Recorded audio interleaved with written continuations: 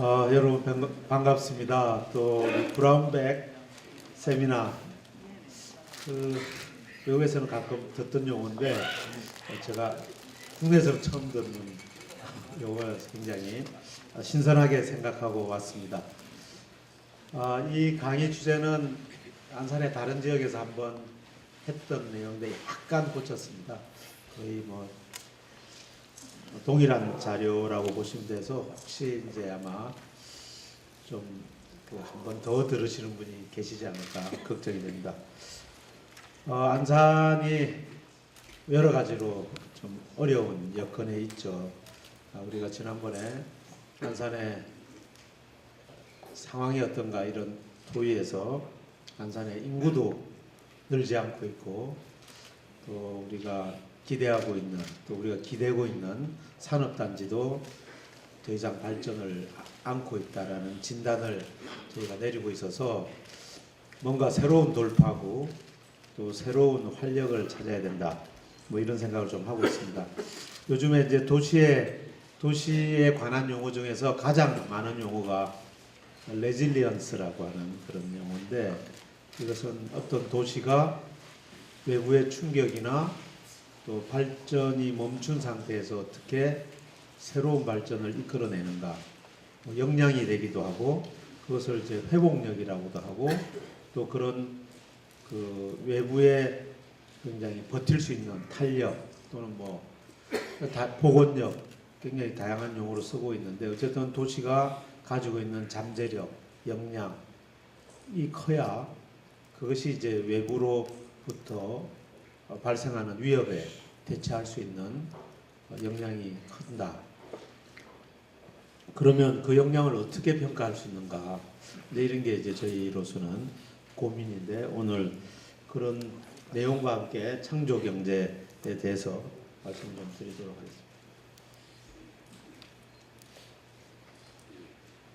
하겠습니다. 창조라는 단어는 다 아시고 경제라는 단어도 다 아시지만 두 단어를 붙여놓으면 이게 뭐지? 또 사실은 이 말을 하신 분들조차도 명쾌하게 이것을 풀어내지 못하는 게 현재 상황이긴 합니다. 창조라고 하면 전에 없었던 것을 처음으로 새롭게 만들어내는 것이죠. 그런데 이제 경제라는 말을 붙이면 또 약간 다른 것이 완전히 없었던 건 아니고 기존에 있던 것을 융합해서 새로운 걸 만들어내는 것을 창조 경제라고 하는 것 같아요. 왜냐하면 그렇게 정의하신 분들이 많지 않고 굉장히 다르게 정의하시는데 어쨌든 이런 것을 좀 분석해 보면 이것이 그냥 기계적으로 묶어 놓는 것이 아니고 과학적으로 전에 있었던 원료, 그러니까 과학적 결합이라는 것은 원료의 형태를 알아볼 수 없는 거죠. 과학적 그러나 새로운 것.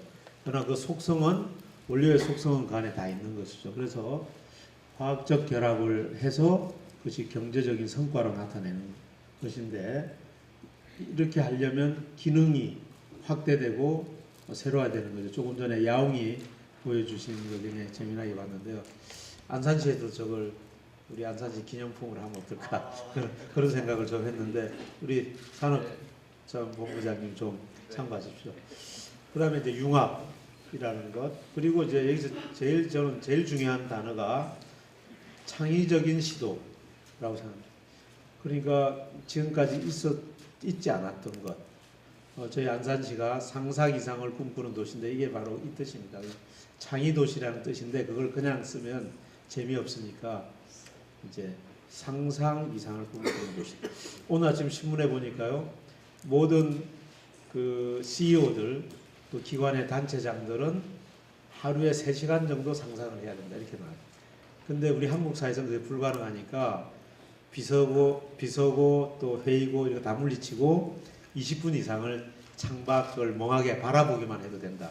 그럴 정도로 우리가 여기 계신 분들 아마 정신없이 바쁘실 거예요. 그러니까 이제 본업으로부터 떠나서 그냥 어린아이 같은 또는 옛날에 좋았던 일 또 여행 가서 기뻤던 이런 거를 상상해 보는 것.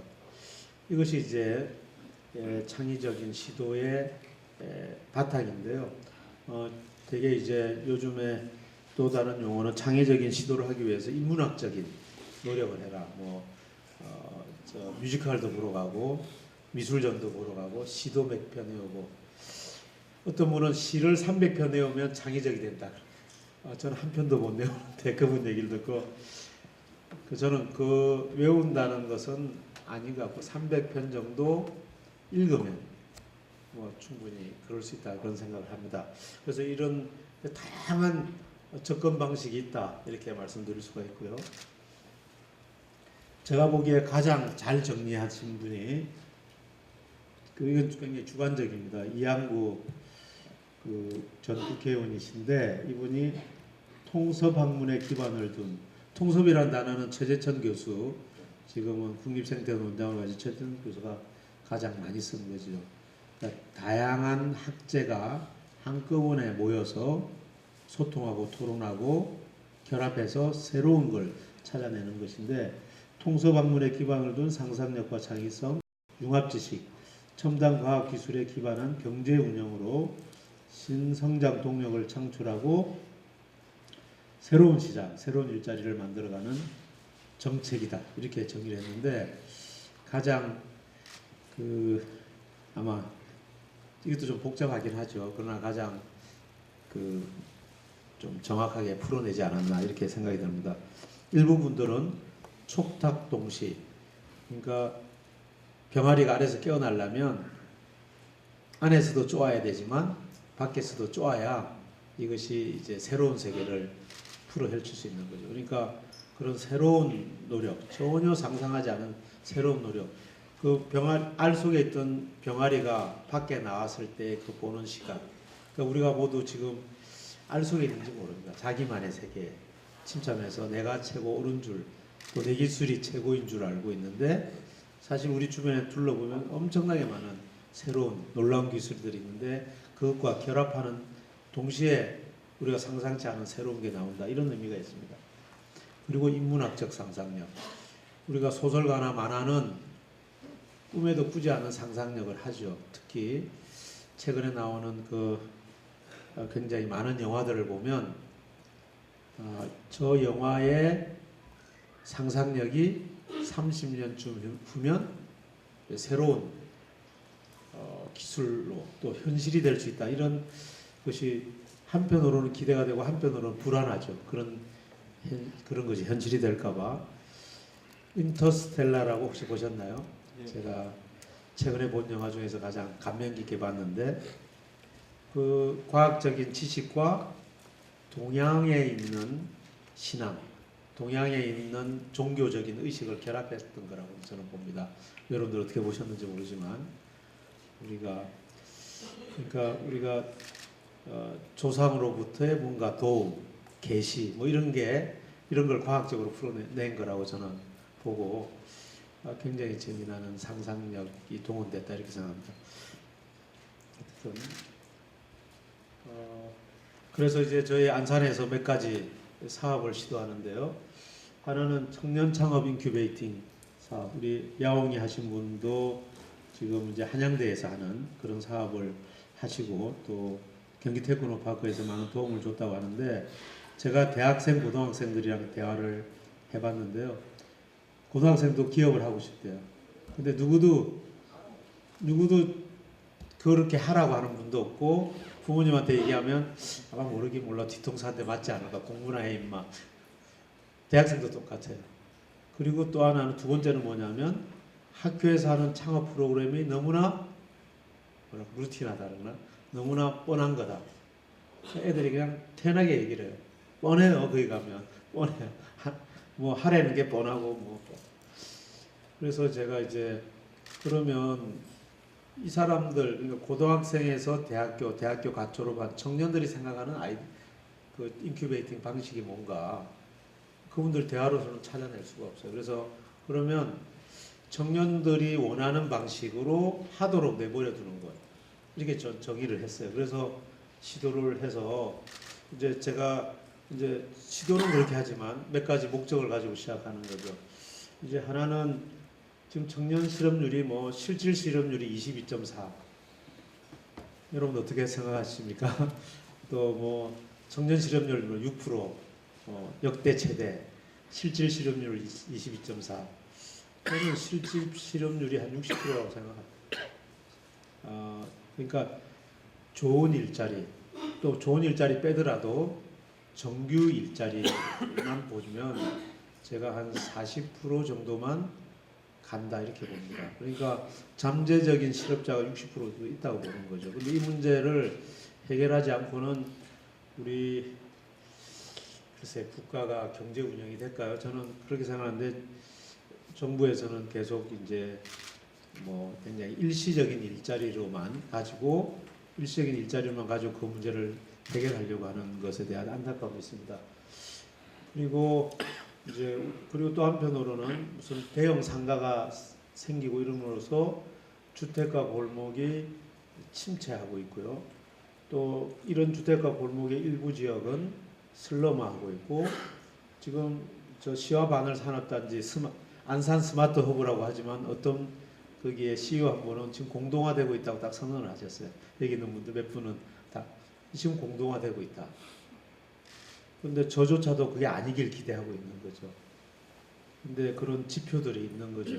그러면 이제 우리가 이런 부분을 이제 미리 대처할 필요가 있는데, 첫째 이제 저는 청년 실업률이 우리 지역에서라도 청년들이 희망을 갖고 뭔가 할 수 있는 노력, 그리고 주택과 골목 산업지구가 슬럼하는 걸 좀 막는 것, 서로 이제 좀 아이디어를 냈는데요.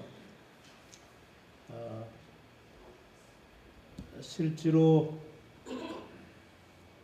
이제 공간을 우리는 마련하는 거죠. 저희는 공간을 마련하고 그 공간에 거기에 그런 공간이 필요로 하는 사람들을 집어넣어서 그분들이 그 안에서 공간도 만들고 하고 싶은 거 다 하게 하고, 그래서 그것이 이제 평가 조금 한 6개월 정도 후에 평가를 해서 좋은 것은 이제 사업을 하도록 지원하고, 또 더 좋은 것은 우리 강소기업 팀에다 넘겨서 세계적 기업으로 육성하려고. 그래서 거기에 저희가 안산시가 좀 아직 재정이 어려운 상태지만 굉장히 많은 예산을 좀 지원하려고 합니다. 그래서 이제 그 공간이라는 것은 이런 테크노파크 같은 좋은 건물이 아니고 그 변두리에 낡고 다 쓰러져가는 아무도 찾지 않는 그런 공간을 저희가 사서 그냥 드리는 거죠. 드리면 청년들이 거기서 만들어내고 새로운 걸 시도해보고 뭐 실패도 부담이 없는 거죠. 그리고 이제 저희는 행정적 지원과 인프라 지원만 좀 할 예정입니다. 그러면 모르겠어요. 저희가 성과는 모르겠어요. 어떤 게 나타날지도 상상이 안 되는데, 분명한 것은 그 주변에 도시 재생은 일어난다고 제가 봅니다. 청년들이 수십 명이 왔다 갔다 하고 페인트 칠하고 뭐 하면 그 지역의 도시 재생은. 근데 사실 이게 우리는 산업적으로 접근하지만 뭐 안산에 처음 하는 게 아니고 전주 남부시장 같은 시장이 완전히 폐허되는데, 안산도 그렇습니다. 이 시장 외곽에만 장사가 돼요. 옛날에 재래시장은 안쪽까지 다 장사되는데 요즘에 재래시장은 시장 외곽에만. 왜냐면 그 접근이 바쁘고 그러니까 시장을 둘러볼 시간이 없어. 거기서 얼른 뭐 사고 가. 그럼 안쪽은 공동화되죠. 그래서 공동화되는 데를 전주 남부시장 같은 데는 거기다가 청년 예술인들이 들어가서 실제로 카페도 열고 무슨 토론장도 만들고 무슨 예술품 아까 지금 야옹이 같은 것도 만들고 뭐 그런 일을 다 하는 거죠. 그래서 이제 그 시장까지 다시 살아났다고 하고, 어제 KBS에서 복지와 문화가 사회를 살린다 뭐 이런 주제로 했는데, 그게 일본의 한 섬은 쓰레기 폐기물 때문에 아주 망해가는 섬이었는데 그 일본의 유명한 예술가들이 와가지고 그것을 예쁘게 만들고 예술 전시장을, 그러니까 오래된 옛날 집을 그냥 전시관으로 만드는 거.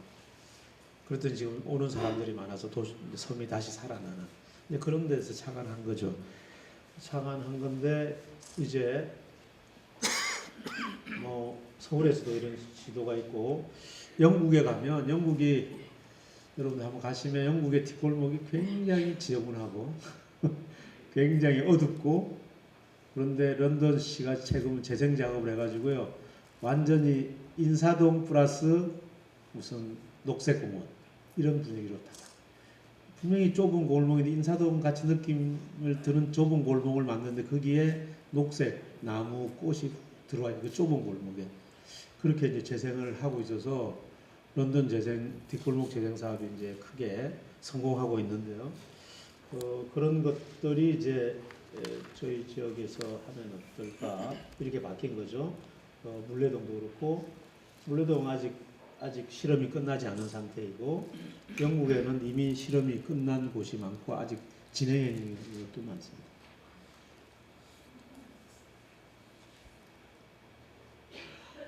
그래서 이제 일단은 대학 중심으로 좀 해보려고요.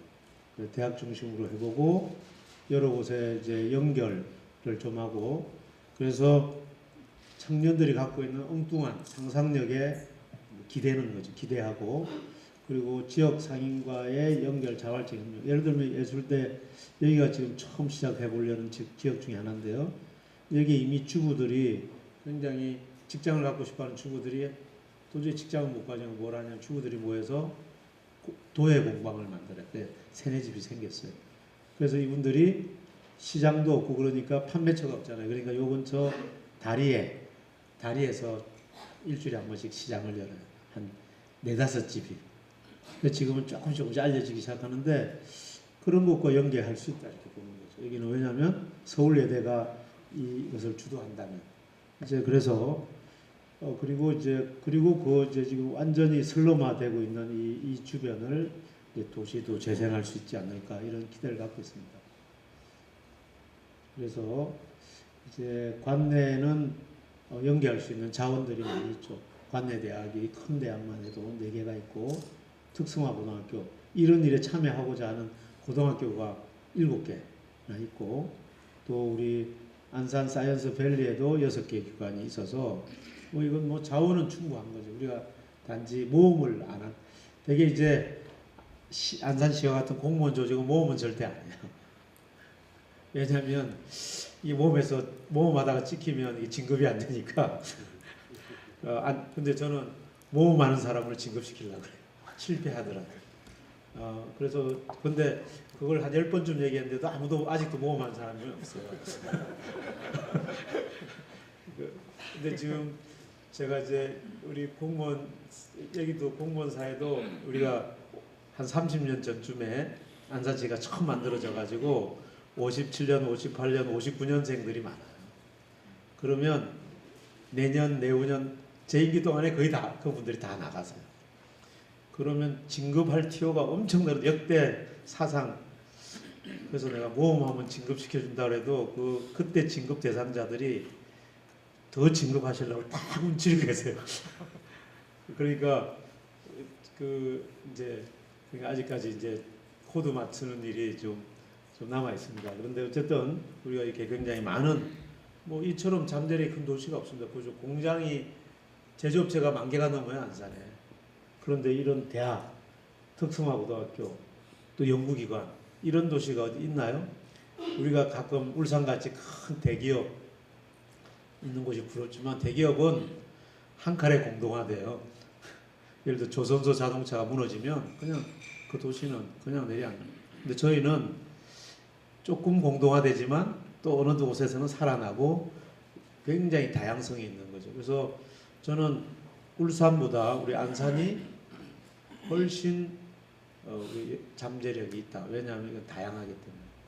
이 다양함이 강한 시대에 지금 이게 큰 게 강한 시대가 아니라고요. 그래서 이제 그런 것을 좀 하고 있는데, 근데 다행히 우리가 이 아이디어를 떡냈더니 이 분야에 우리가 최우수상을 받았어요. 경기도에서. 여러 가지 지원 분야가 있었는데 이 창의성 분야에 최우수상을 받아서 경기도에서 19억을 줬어요. 근데 저희가 이 배짱이 없어서 이게 떨어질지 모른다 해서 25억을 신청했는데 19억을 받았는데요. 우리가 한 100억 좀 신청했을 걸 그래요. 그래서 저희가 80억을 받을 뻔했어요. 그래서 저조차도 도전 저질렀는데 저도 이제 못한 거죠. 그런데 그래서 이 계획을 다시 이제 고용노동부에다 다시 또 제안했어요. 그래서 고용노동부에서 일단 말로는 주겠다고 약속을 했어요. 그래서 한 40~50억을 받으면 이제 우리가 보태는 돈 해서 한 7~80억이 된다. 그러면 안산에 10군데다가 만들라. 10군데다가. 그래서 10군데에서 그냥 청년들이 80억 없어졌다 생각하고 청년들이 마음대로 해보라. 그래서 적어도 한 1000여 명에 관한 청년들이 그게 직관적으로 관여하지 않을까 이렇게 생각을 합니다.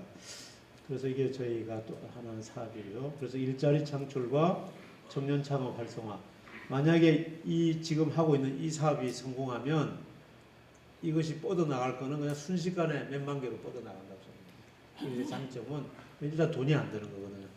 태권을 받고 우리 원장이 계신 이렇게 큰 건물도 필요 없고 동네에 그냥 널려 있는 게 빈 공간이에요. 지금 우리 안산이 상가가 좀 어려워서 빈 공간이 수두룩하기 때문에 공간을 얻는 데는 별 문제가 없어요. 그리고 도시를 살려낼 수 있고 또 청년 실업을 좀 살려낸다면 지역 경제는 자연스럽게 좀 활성화되지 않을까. 자, 두 번째는 우리 경기 태권도 파크와 함께하는 일인데요. 강한 중소기업 사업을 육성하는 거죠.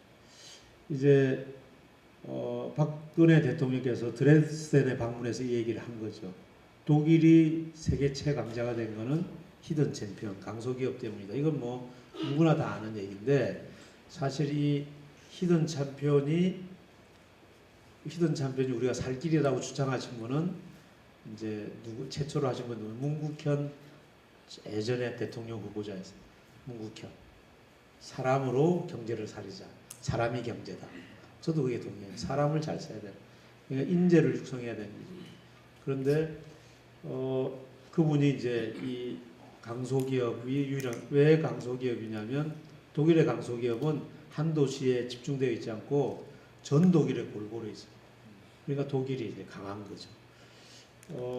그래서 이제 뭐 이 이런 장면은 다 아실 거고 그래서 강소기업의 정의는 기술력으로 세계 1에서 3위 정도 매출액이 아닙니다. 매출액은 뭐 40억 달러 정도 그리고 또 일반 소비자에게는 최종 꼭 소비가 되는 물건은 아닌 거죠. 어떤 뭐 소재 기술이나 또 무슨 부속을 만드는 기술이나 이런 걸로 하는 거죠. 그러니까 최종 소비재로 나타나지는 잘 않는 것. 그래서 니치 시장을 리드하는데 니치라는 말은 다 아시나요? 저도 니치는 생태학 용어인데 저기 썼길래 처음에 이 단어를 저거 왜 니치 생태학에서 니치는 뭐냐면 생물은 니치를 찾아야 된다. 이거 뭐 자기한테 가장 알맞는 적재적소를 찾아서 살아야 된다. 그럼 니치가 많다라고 하는 것은 다양한 생물이 산다는 거고 그 생태계는 강한 생태계고 외부 위협으로부터 아까 레질리언스라는 말을 썼는데 외부 위협으로부터 절대 인간이 막 도륙내지 않는 한은 일반적인 위협으로부터는 잘 버텨내는 생태계. 그게 이제 회복력, 탄력이 강한 그런 생태계인데 여기서도 니치는 뭐 그때 딱 필요한 거, 틈새 시장, 그때 딱 필요한 기술, 뭐 또 우리가 필요했지만 못하고 있는 것, 뭐 이런 것들을 뭐 니치 시장이라고 하지 않나 저 아직 좀 모르는 면이 있을지도 모릅니다. 그리고 기업 생존율, 왜냐하면 기술 가지고 하기 때문에 그래서 세계적인 다국적 기업하고도 경쟁하는 우리나라에 그런 기업들이 꽤 있지만 1, 3위에 들어있는 기업은 거의 없다고. 우리 안산에 제조업체가 10,000개 있지만 제가 보기에 1, 3위에 드는 기업은 하나도 없다고 봅니다. 물론 이제 한두 개 얘기는 한 기업인데 저는 10년 안에 가능성 있는 기업은 한 5개에서 10개가 있다고 봅니다. 스스로 4, 5위라고 하시는 분들이 꽤 있고 실제로 그런 분들이 계셔서 그래서 안산이 가능하다면 한 20개 정도 만들자. 그러면 그 관계되는 기업 등등 해서 안산이 아까 외부의 충격으로부터 버텨내는 힘이라고 그랬는데 그 20개가 이 안산의 경제를 지속시키고 버텨낼 것이다. 이렇게 보는 거죠. 그래서 이 히든 챔피언들은 매출액의 10% 이상을 R&D에 투자. 왜냐하면 기술력을 가지고 세계 전 유권을 유지하는 기업이기 때문에 우리 이제 R&D를 잘 투자. 그래서 우리가 이제 R&D 여기 아파트 지으면서 아파트 업자에게 우리가 요청한 게 뭐냐면 R&D 센터를 지어야 한다. 그분이 뭐라고 그러냐면 R&D 안 하는데 안 하는데 왜 센터가 필요하냐. 뭐 이렇게 얘기할 때 제가 참 답변이 그러나 저는 R&D를 다 하지만 돈이 없거나 또 망설이거나 막 이럴 거라고 저는 생각합니다. 그래서 지금 우리가 이 90블럭에 대단히 아파트가 곧 들었을 텐데요. 제가 그 중에 한 동 정도를 우리가 여기 지금 이건 확정된 건 아닙니다. 안산 사이언스 밸리의 연구진들이 살게 하면 어떠나 뭐 이런 구상도 좀 하고 있어요. 아니 아직 확정된 게 아니라 괜히 박수 받아서 나중에 욕먹어. 아니 이거는 여러분들 희망 가지라 그런 구상이 있다. 그리고 이제 R&D에다가 컨벤션 센터를 넣는다. 그래서 여기가 실질적인 SP가 되도록 하려는 것을 하고 있고 또 잘 되면 요 인근까지 이제 전철역도 들어오지 않습니까? 그래서 여기가 실제로 생산이 또는 연구가 활발히 되는 그런 사이언스별. 그래서 지금 해양연구원이 떠나려고 해요.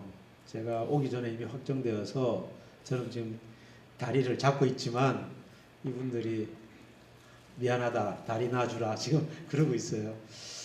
그래서 저 공간도 어떻게 쓸 거냐 이런 고민을 하고 있어요. 저게 안사시가 돈이 없기 때문에 제가 다 살 수는 없고 혹시 사실 기업 있으면 나눠서 사실 수가 있어요. 저 연구하기는 최적의 장소. 그래서 우리 그 경기 테크노파크에 기업분들이 R&D 하시는 분들 저거 논아서 사시면 돼요. 제 900 한 15억 정도 돼요. 그래서 제가 900억 정도에 거래할 수가 있어요. 그래서 이 기업체에서 한다 그러면 제가 안산시가 한 400억 될 용의가 있어요. 그래서 그게 우리 안산에서 최고로 좋은 연구부지예요. 이 한양대 계시지만 한양대보다 더 좋아요. 그 안에 아주 캠퍼스가 잘 되어 있고 실내 골프장도 있고 테니스 코트도 있고 아주 좋습니다. 그래서 연구하기엔 최적의 장소니까 그런 것을 지금 제가 구상하고 있다는 말씀을 드리고요. 그래서 R&D 하여튼 기술력으로 살아남아야지 미래는 이제 그렇다는 걸 드리고요. 또 이제 시장 규모에 있어서도 또 우리가 이런 여러 가지 규모가 있지만 세계 시장에서 약 10억 유로 정도 되는 니치 시장에서 활동하고 있다. 어쨌든 우리가 이게 기술력을 갖고 있고 R&D가 있다는 것은 그렇게 회사가 크지 않기 때문에 어때요? 항상 순발력 있게 기술을 조금 바꿔서 니치 시장을 공략할 수 있는 거죠. 그래서 그러니까 이 회사들은 망하지가 않는 겁니다. 그래서 또 보면 히든 챔피언은 늘 그 조직에 대한 충성도가 강해요. 그냥 대우가 좋죠. 그리고 조직 관계가 수직적이잖아요. 수평적이에요. 왜냐하면 다 연구원들이 연구를 주력으로 하기 때문에 수직적으로 해가지고 그 연구가 되지가 않아요. 수직적인 것은 탁월한 리더가 있을 때 이게 성과를 내는 거거든요. 그런데 수평적인 것은 여러 가지 문제가 있어도 이것이 이제 조직적으로 그래서 이제 독일의 평균보다는 훨씬 그리고 국내 중소기업 실제 우리 중소기업은 이보다 훨씬 더 높죠. 우리 산업단지 같은 경우는 25%씩 이럴 수 있는데 그리고 이제 내적 동력을 보면 이제 충성심이나 직원의 자질, 근무 이런 것이 주력이다. 그래서 이제 직원과 기업 간의 강한 신뢰감, 그래서 건전한 문화가 있으면 여기에 기업의 직원들의 충성도가 높다. 그러니까 훌륭한 아웃풋이 나오는 거죠. 그래서 혁신의 원동력은 대기업은 시장 중심이라고 하면 이제 히든 챔피언들은 기술 중심이다. 그래서 기술로 세계를 리드하는 거죠. 시장은 대기업들 이 기술을 가지고 조합해서 만드는 대기업들이 하는 거고 그 기술이 계속 진행되면서 어떤 대기업이라도 우리 기술을 가져가게 하는 것 이런 게 이제 그래서 지속적인 모니터링이 필요하고 신속히 제품화할 수 있는 기술을 니치 시장에 진입시킬 수 있는 그런 노력이 필요하다는 거죠. 그래서 이제 우리가 성장에 있어서 보통 3천억 원 규모에서 세태를 하거나 재성장하는데 이때 강소기업들은 여기에 머물러 있는 거죠 주로. 이것이 항상 상승 곡선을 누리면서 너무 욕심내지 않고 누리고 있는 거죠. 근데 대기업들은 이제 그래서 여기서 누리다가 일정한 시기에 이제 글로벌한 강소기업으로 가고 또 선택에 따라서 이제 뭐 우리가 스티브 잡스나 뭐 이런 사람들처럼 아주 탁월한 리더들을 만나면 이제 대기업으로도 갈 수 있는 거죠. 그래서 이제 우리가 강한 중소기업 많이 가진 국가일수록 위기에 강한, 위기에 강하다는 게 아까 말한 레질리언스입니다. 위기에 잘 버텨내는 힘. 독일의 인구는 미국의 4분의 1, 일본의 3분의 2에 불과하지만 미국보다 20% 이상, 일본보다 2배 많이 더 수출. 세계 시장을 선도하는 중소기업 3분의 2가 독일어권이다. 그러면 이 중소기업이 갖고 있는 강점, 우리가 지금 대기업에 너무 의존하고 있는데 이게 너무 유약하죠. 그러니까 레질리언스가 없는 거예요, 국가적으로. 그래서 우리 안산같이 중소기업 많은 데서 이 강소기업을 만들어내면 우리가 국가 산업도 견인해낼 수 있다, 저는 이렇게 봅니다. 그래서 지금 우리 안산의 입장에서 볼 때는 약간의 기술 지원만으로도 강소기업 성장할 수 있는 중소기업들이 무수히 많다. 10,000개 중에 저는 그냥 한 2,000개 정도 있다고 그냥 짐작합니다. 아주 계략적인 짐작이지만 그 2,000개 중에 20개가 안 된다는 것은 우리의 잠재력을 너무 약한 거죠. 그러니까 20개는 제가 가장 정신으로서 낮춰 잡은 거지 실제로는 몇백 개도 될 수 있는 거죠. 그러나 우리가 이제 조심스럽게 한 1,000여 개 가능성 있는 기업들을 뽑아내고 그 기업들을 R&D를 지원하고 또 기업화할 수 있도록 또 만들고 뭐 청년 창업을 통해서 이러면 어떨까 이런 생각을 하고 있는 거죠. 그래서 저희가 이제 경기 테크노파크, 한양대학교 생산기술연구원 이렇게 이제 강소기업 육성을 하기 위해서 함께 노력하자는 MOU도 교환했고 또 여기에 두 군데가 더 참여하길 원해서 지금 같이 함께 더 참여할 것 같습니다. 그래서 이제 한양대학교와 이제 생산기술연구원 경기 테크노파크가 이제 지역의 지원과 또 국가의 지원을 지역이 또 받아내고 그래서 국가 경제가 성장하는데도 기여낼 수 있도록 커가야 된다 이런 기대 효과가 있습니다. 그래서 대기업 중심으로 편성되어 있는 우리나라 경제 구조에서 안산 스타일, 강남 스타일이 아니고요. 안산 스타일의 강소기업을 발굴 육성해서 우리가 아주 튼튼한 레질리언스가 강한 생태계 조성, 지역 경제를 만들어야겠다는 게 이제 제 민선 6기의 꿈입니다. 그래서 육성된 강소기업은 양질의 일자리 제공. 제가 뭐 이제 선거구로 일자리 10,000개 만들어내겠습니다.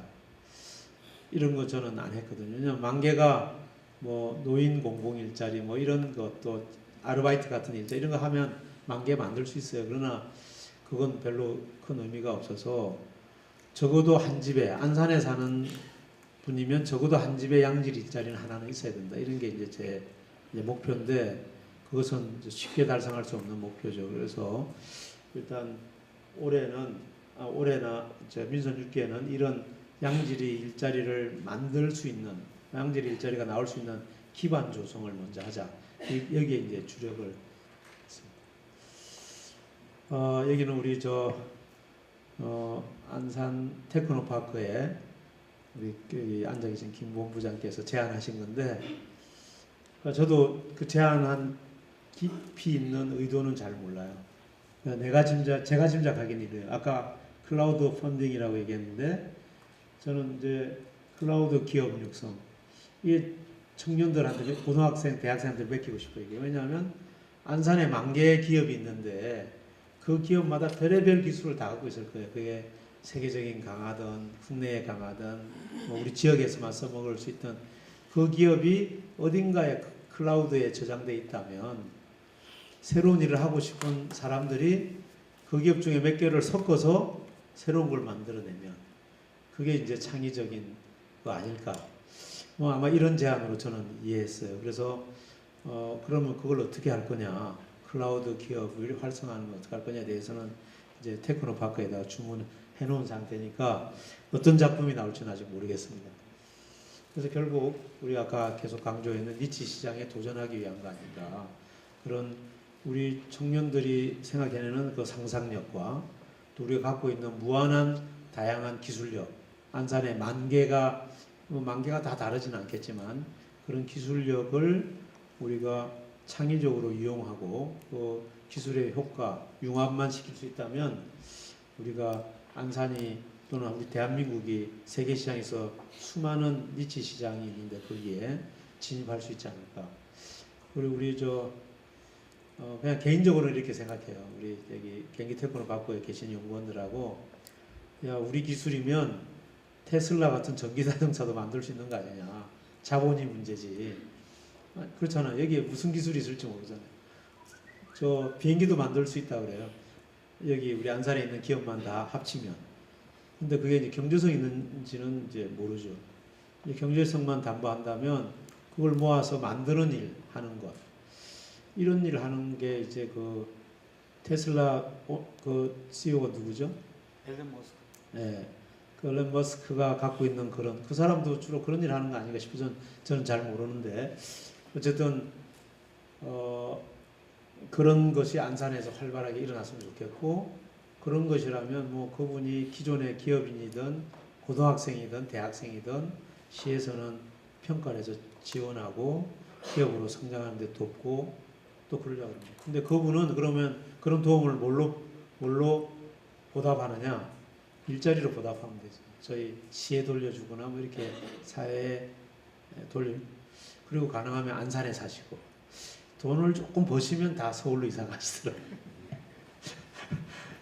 여기서 얼마 전에 저랑 아주 친한 후배가 있었는데 아침에 우리 공장에 뭐 좀 해줘요 그러더니 형 저 사당동으로 이사 갔어요. 야, 너는 애들도 다 갔는데 왜 사당동으로 이사 가냐니까 얘기가 좀 편해서요. 그렇게 되죠. 그러니까 이제 제가 왜 이 얘기를 드리냐면, 기업이 만개가 있는데 만개만큼 우리 지방세가 없습니다. 그 대부분 국세로 많이 빠져나가고, 근데 이제 기업의 입주자분들은 우리가 이렇게 불편한데 안산시에 뭐 하는 거냐 이런 게 있지만, 또 안산시 입장에서 볼 때는 세금은 대개 국가에다 내고 지방세는 많지 않은데 모든 부담, 산다는 지어놓은 건 국가가 짓고 관리도 지금 국가가 해요. 근데 그게 도로며 하수며 전기며 모든 문제가 생기면 다 지방정부가 책임을 져야 되는 거죠. 그래서 이거는 조금 불공평하다. 그래서 이제 우리 기업 사장님들 뵈면 저희가 성공하도록 도울 테니까 안산으로 이사 오십시오. 그래서 현재 제가 한 100여 명 이상한테 말씀을 드렸는데 2명이 이사를 오겠다고 약속을 하셔서 아직 성과는 굉장히 미미한 편입니다.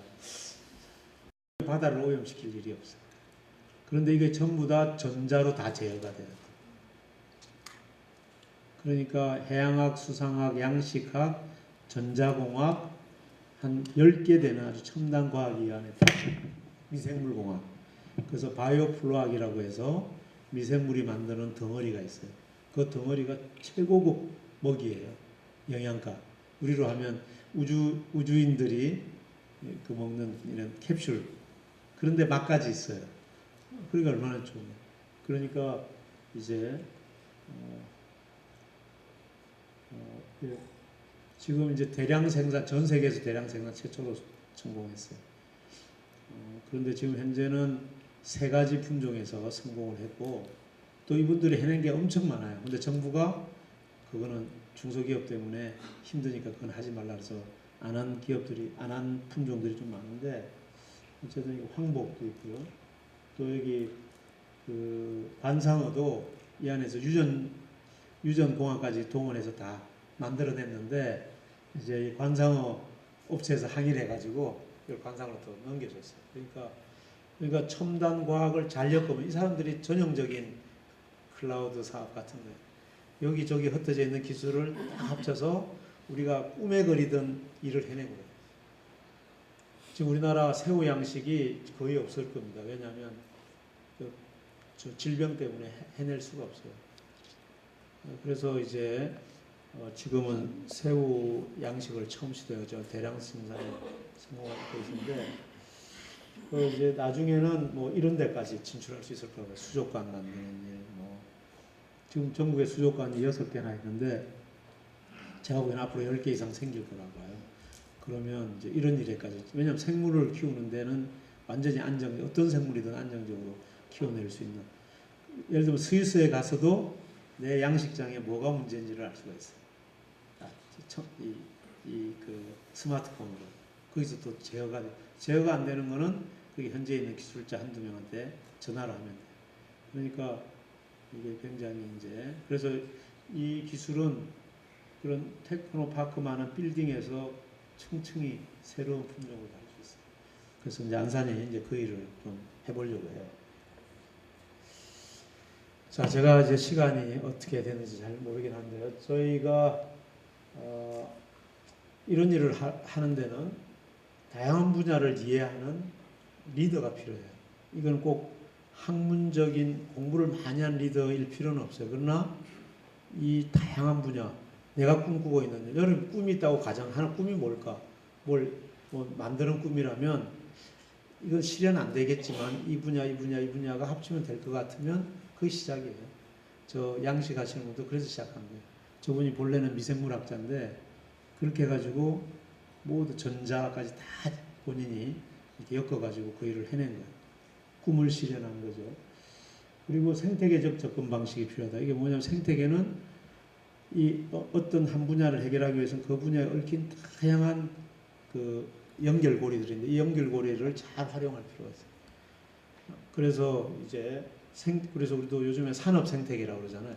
생태계는 복잡해야 안정됩니다. 복잡해야 안정되고 다양해야 안정됩니다.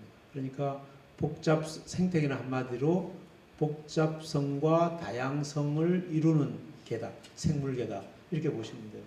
그래서 그럼 생태계 구조와 기능에 대한 이해가 필요하다. 그리고 수능적으로 관리해야 돼요. 수능적 관리는 뭐냐면 우리 이제 공직사회에서 제가 조금 이제 당황하는 것 중에 하나가 문제가 발생하면 이 수능적 관리는 원점으로 되돌아갑니다. 되돌아가서 다시 시작합니다. 그래서 이제 그 문제를 극복하는데 실제로는 문제를 그 순간에 억지로 이겨내고 하는 것보다 훨씬 빨리 가요. 근데 대부분은 정책은 한번 세우면 바꾸지 않는다. 이런 게 이제 정책으로 되게 이해하는 분들이 많은데 정책도 언제든지 바꿀 수 있다가 정책입니다. 단 문제가 발생하고 수혜자들이 싫어할 때 수혜자가 싫어하는 정책은 할 필요가 없는 거잖아요. 그리고 문제가 그래서 이제 언제든지 돌아가는 것. 그래서 그게 이제 수능적 관리, 어댑티브 매니지먼트라고 하는데요. 그리고 일단 이런 시설들이 환경적으로 오염이 덜 되고 또 에너지도 덜 이용하면 더 좋은 거죠. 그래서 전자통합, 제어기능, 스마트 기능과 종합 경제 성과를 제고할 역량과 전략이 필요하다. 그런데 이런 부분은 여기 계신 분들이 다 가질 필요는 없어요. 여기 테크노파크에서 또 그 일을 도와드릴 수도 있어요. 그래서 저희가 아까 이름이 뭐였죠? 안산 경제 특화센터. 그래서 저희가 이제 우리 원장님의 제안으로 테크노파크의 안산 경제 산업 특화센터 이렇게 지금 아직 가칭입니다만은 여기서 이제 그런 일을 이제 주도하는 일을 하려고 합니다. 그래서 여러분들이 그냥 꿈만 가지고 오시면 돼요. 그래서 대화하셔서 실현이 가능한지 검토하고 그렇게 해볼 필요가 있지 않나 이런 생각이 듭니다. 그래서 저희 이제 오신 김에 제가 지금 제 시간이 얼마나 남았죠? 조금 남았습니다. 조금 남았어요? 끝나면 얘기해 주세요. 그래서 우리가 이제 도시라고 하는 것, 우리가 지금 다 안산이라는 도시에 사시거나 사업을 하시거나 하는데요. 도시는 지금부터 한 6, 7천 년 전에 처음 형성됐어요. 근데 도시가 왜 형성됐냐? 이겁니다. 모여 살아야 안전한 거죠. 누구로부터 보호. 또 담벼락이라도 쌓고 살아야 짐승이나 적으로부터 보호를 받을 수 있는 거죠. 그리고 먹고 살기 위해서 일자리를 찾기. 짐승도 이제 다 사라지고 먹고 살 길이 그러면 도시에 들어와서 뭔가 남의 일을 하든지 또 새롭게 만들어서 장사를 하든지 해야 되는 거예요. 그래서 이 두 가지를 찾는 일을 우리가 도시학자들은 뭐라고 그러냐면 사람들이 꿈을 찾는다 이렇게. 꿈을 찾는 건 뭐죠? 꿈은 가족의 행복이에요. 이 세상 사람들이 살아가는 이유가 가족의 행복이잖아요. 도시에 사는 이유가 가족의 행복을 위해서 오신 거죠. 근데 그 핵심은 안정과 일자리라는 거고, 지금도 이 분야에 대한 개념은 전혀 바뀌지 않은 거죠. 그럼 안산이 안전한가? 사실 세월호 사고 이후에 안산이 안전하지 않다고 생각해서 안산을 떠나신 분들이 꽤 많아요. 직접 안산은 피해자인데 그 사건 때문에 안전에 대한 더 걱정이 많아진 거죠. 그래서 안전이 매우 중요하고 일자리도 필요하고, 지금은 이제 도시의 시대라고 하는 것이 2008년을 기점으로 시골보다 도시에 사는 인구가 더 많은 거죠. 전 세계적으로. 그래서 도시의 시대라고, 과거에는 도시화의 시대라고 하는데 도시의 시대라고 하는데, 제가 얘기를 드리는 것은 이제 도시가 중심이다. 도시가 중심. 원하건 원하지 않건 이 세계가 돌아가는 데는 도시를 중심으로 결정하고 도시에 일어난 일에 대해서 결정을 하는 게 어쩔 수 없는 상황이 되어버린 거예요. 근데 우리나라는 어떤가? 우리나라는 90%가 이미 도시화가 진행된 세계 몇 안 되는 나라 중에 하나입니다. 그래서 우리나라에서는 더욱 도시에, 지금 우리 도시 안산 같지 않죠. 그 호수공원에서 본 호수공원 아파트와 서해 아파트, 호수마을 아파트의 그 야간 전망이고요. 여기는 화정천이라고 하는 하천의 주변인데 사시사철 아름답습니다. 여기는 한번 그 상상력이 필요하실 때는 여기 와서 한번 걸어보시면 좋습니다. 또 안산은 자연이 안산 속으로 깊숙이 들어와 있죠. 녹지도 많고 또 하천도 있고, 그래서 이게 아주 자연이 좋은 곳에만 오는 이런 새들이 들어오기도 하고요. 또 우리는 굉장히 넓은 바다도 가지고 있습니다. 또 문화가 다른 데보다는 문화 활동이 왕성한 곳인데, 그런데 이제 이것을 잘 엮어서 우리의 자랑거리나 정체성으로 만들지 못했어요. 그러니까 안산은 내가 영원히 살 곳이라 이런 생각을 별로 안 하고, 언젠가 내가 여건이 좋아지면 떠나야지 뭐 이런 생각을 많이 하는 도시가 되어버렸어요. 그것은 이제 역사가 짧고 또 여기서 태어난 사람이 적어서 그런데 10년 후를 생각해 보시면 이제 여기서 태어나신 분이 50살쯤이 돼요. 그럼 그분들 중에 국회의원, 시장, 뭐 시의원, 도의원이 다 나오고, 그때는 이제 고향이나 이런 걸 따지지 않겠죠. 그래서 이제 그래서 제가 15년 후의 미래를 잡는 이유도 그런 면이 있습니다. 앞으로 이제 험난한 파고가 있지만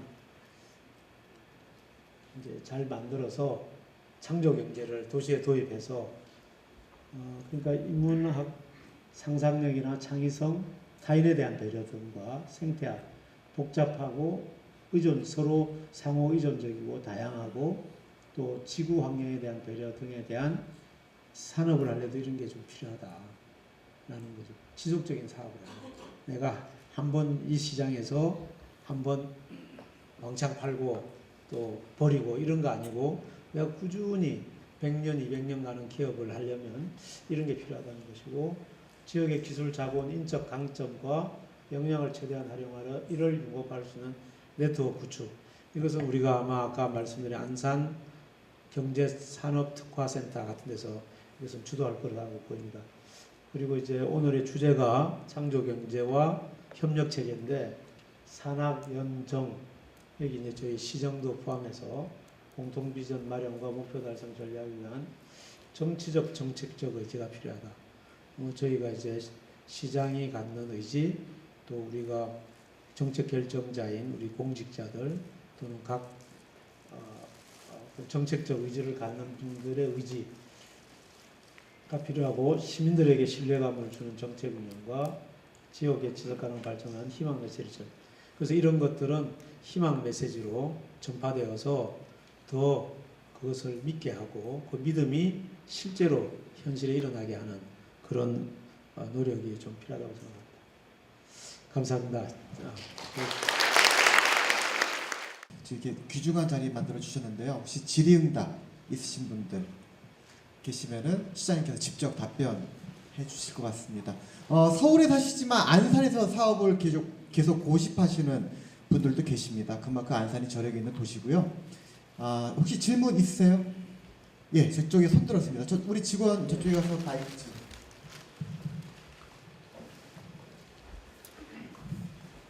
시장님 가운데로 어디 다 보시면.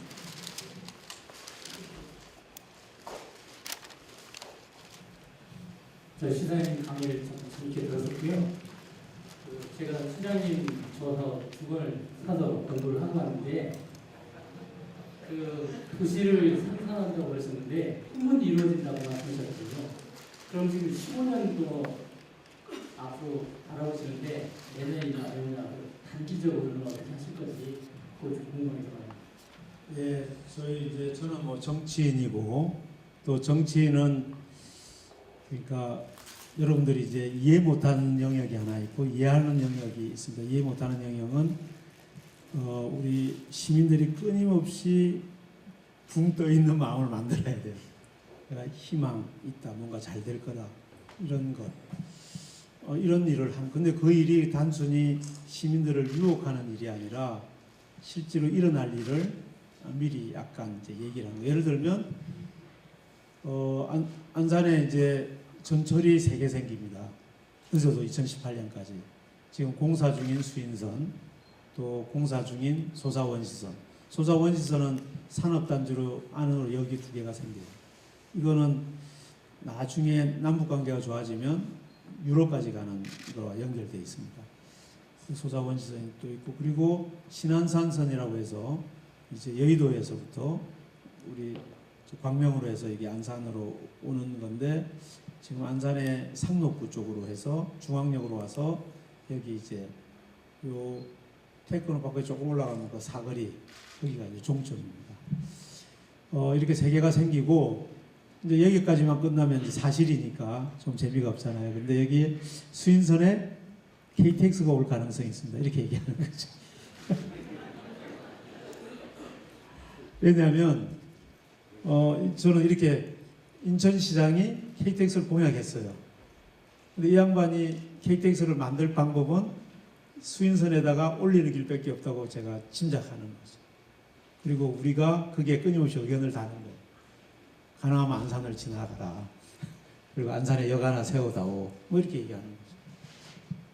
가능성이 있습니다. 이게 제가 보기에는. 제가 정치인이기 때문에 그런 짐작을 좀 할 수 있고. 그러나 이제 안 될 가능성도 있기 때문에 우리 여기 본부장도 계셔. 이제 우리 공직자들은 시장님 그거 절대 얘기하시면 안 됩니다. 얘기했다가 안 되면 큰일 납니다. 뭐 그런 게 있고. 그 다음에 이제 제가 많은 분들이 우리 하천이 뭐 물이 없어요. 그냥 물이 그 사람 밟기도 힘들 정도로 물이 작은데 이제 물이 이제 많이 좀 흐르도록 만들어 놨죠. 제가 한 게 아니라 전임 시장님들이 하셨는데 사람들이 그렇게 생각하잖아요. 요트가 요 안에 들어왔으면 좋겠다. 그 꿈이잖아요. 그분도 요트가 들어올 거라고 꿈에도 생각 안 했어요. 그냥 야 옛날처럼 외국처럼 우리 아파트 앞에 요트가 탁탁 세워져 있으면 좋겠다. 정치인은 그런 꿈을 현실로 만드는 거죠. 그거 하겠습니다. 그렇게 얘기하죠. 그것도 좀 말리죠. 안 될 걸 왜 하려고 그러냐. 그래서 제가 작년 11월에 수자원공사 가서 이제 합의를 했죠. 물길을 열어달라. 요트를 띄워달라 그러면 반대하죠. 물길을 열어달라. 왜 열어달라? 우리가 안산에서 대구도로 가려면 시흥이나 화성을 거쳐가야 되는데 이게 너무나 불합리한 거고, 그렇다고 시흥을 땅을 살 수도 없고, 그리고 나중에 또 행정 개편되면 또 대구도 내놔라 그러면 꼼짝없이 당할 수도 있고, 그래서 우리가 직접 가는 노선이 필요한데, 우리 요 앞에 이제 여기 태권도 파크에서 가깝습니다. 여기 이제 간척 부지가 좀 되어 있는데 거기서부터 대부도까지 직항로로 배가 가면 화성과 시흥을 안 거치고 가게 됩니다. 이해가 되세요?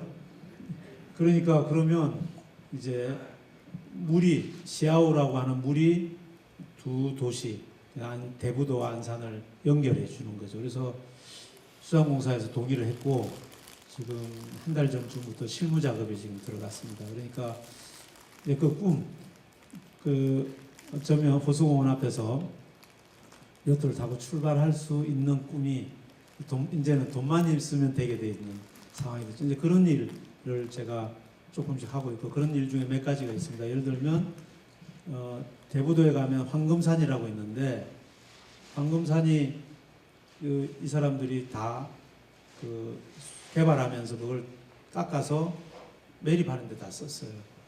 그런데 대구도 분들의 마음속에는 그 산이 우리 마을의 진산인데 그것이 없어져서 대부도가 어려움을 겪고 있다, 이렇게 믿는 사람들이 많은 거예요. 그 산을 다시 쌓는 게 꿈이죠. 그분 꿈 아니겠어요? 그런데 우리 안산으로 보면 수리산 같은 게 없어진 거예요.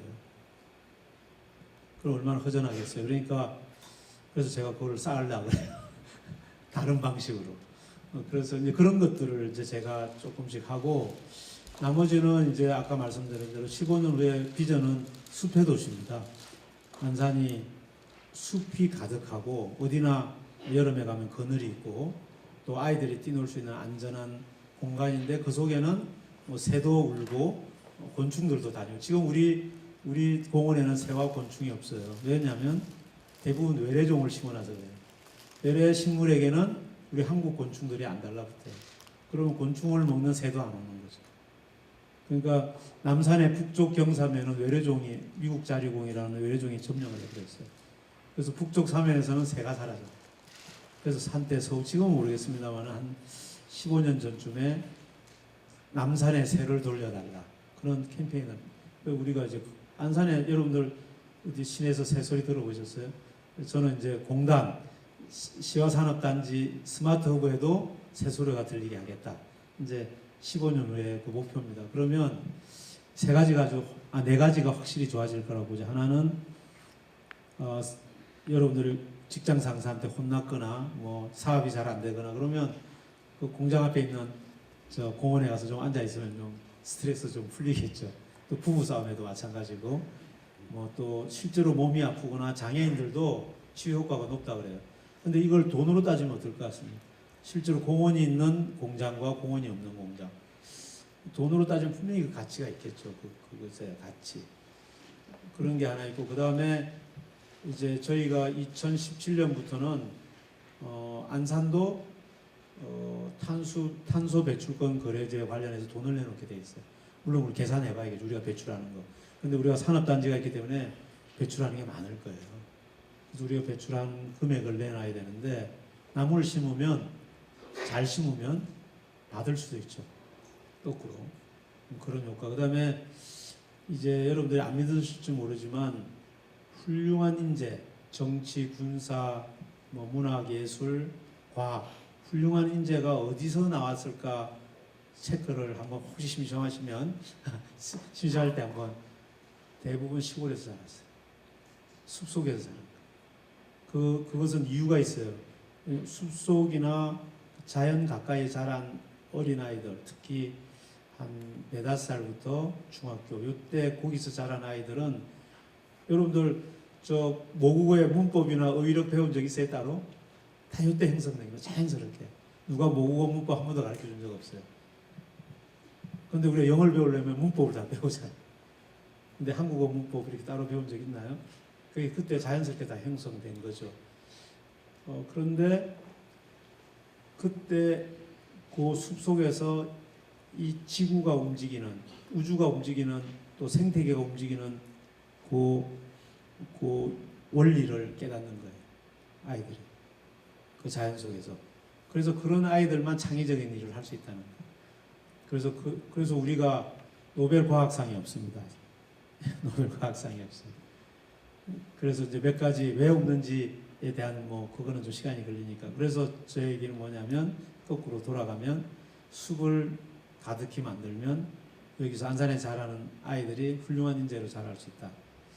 그다음에 이제 가장 중요한 거는 이제 지가가 상승하죠. 제가 숲을 그렇게 만드는데 얼마나 들까 아직 정확하게 계산 안 했고 과학자들이랑 얘기 중인데 그냥 1,000억 정도 들 거라고 생각합니다. 15년 동안.